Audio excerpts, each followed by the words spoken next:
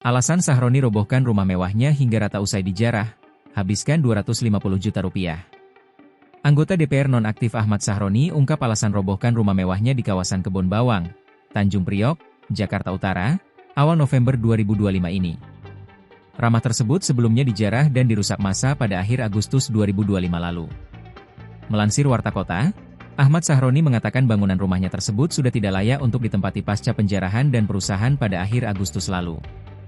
Sehingga, Ahmad Sahroni memutuskan merobohkan dan akan membangun ulang rumahnya tersebut. Rencana tersebut sudah disampaikan anggota DPR dari fraksi Partai Nasdem Sabtu dalam sebuah doa bersama yang dihadiri tokoh masyarakat, ketua RT dan RW, serta warga sekitar. Momen itu menjadi penegasan bahwa ia memilih berdamai dengan keadaan sekaligus menata ulang kehidupannya di lingkungan yang telah ia huni selama bertahun-tahun. Dalam pernyataan yang ia sampaikan melalui siniar YouTube pada Kamis 13 November, Sahroni menjelaskan bahwa pembongkaran dilakukan atas keputusannya sendiri.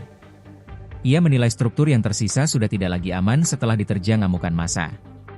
Meski harus merelakan bangunan lamanya, Sahroni menegaskan bahwa rumah yang akan dibangun sebagai pengganti nantinya akan memiliki struktur lebih kuat dan lebih siap menghadapi risiko serupa.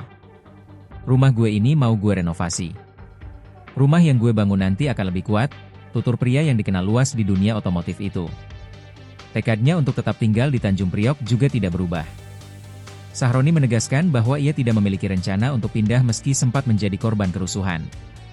Di tengah proses renovasi rumah, Sahroni tak lupa menanggapi berbagai perhatian publik terhadap kendaraan pribadinya yang juga terdampak dalam insiden tersebut. Dengan nada seloroh, ia berkata, "Nanti mobil gue ditaruh di dinding," seolah memberi ruang humor di balik peristiwa yang sebenarnya penuh tekanan dan kerugian. Renovasi total terhadap rumah Sahroni kini menjadi simbol upaya memulihkan kembali keamanan dan ketenangan di kawasan yang sempat diguncang kericuhan itu. Masyarakat sekitar berharap insiden serupa tidak terulang dan lingkungan tempat mereka tinggal dapat kembali berjalan normal tanpa bayang-bayang kekerasan.